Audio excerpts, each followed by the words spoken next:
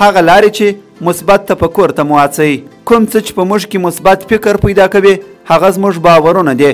له کوم څه سره چې انسانان ورسره مخ کیږي، که نیکمرغي وي که نور کارونه وي، هغه فقط د دوی د باورونو له کبله وي.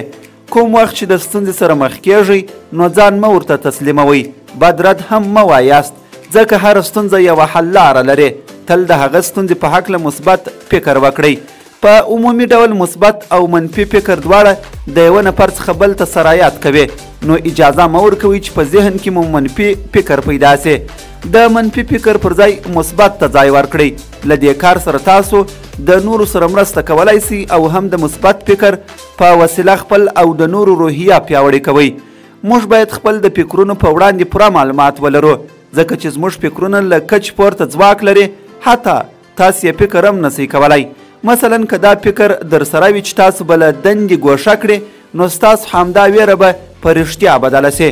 ارواپوهان په دې باور دي که څوک ډېر فکر وکړي نو د هغوی په اعمالو کې به هم ډېره ستونزه پیدا سي. لومړنۍ لاره د ستونزې حل لپاره د هغه ستونزې منل دي. که فکر کوئ چې تاسو له کچ څخه ډېر تشویش کوئ او خپل سوچونه نسئ کنټرولولی، دا کار ستاسو په خوښي او اړیکې باندې اغیز لري. نو دا ومنئ چې تاسو ستونزه لرئ.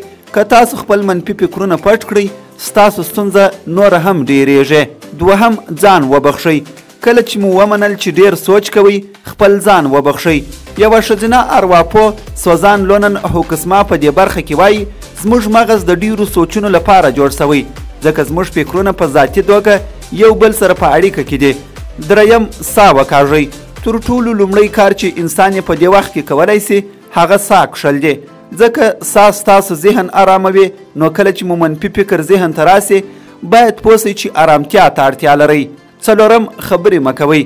ځکه په ځینو وختونو کې کله چې تاسو خفه یاست یا استرس لرئ نو خبرې کول ستاسو خفګان نور هم ډیروي. نو کله مو چې منفي فکر ذهن ته راسي یوازې په یوې پاڼه کې ولیکئ.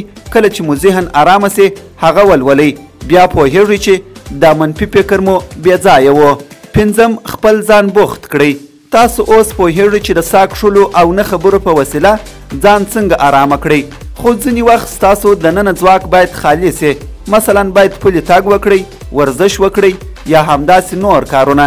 او شپږم، زموږ فکرونه واقعیت جوړوي. که موږ هر څومره منفي فکر وکړو نو زموږ ټوله کارونه د همهغه فکر په وسیله ترسره کیږي.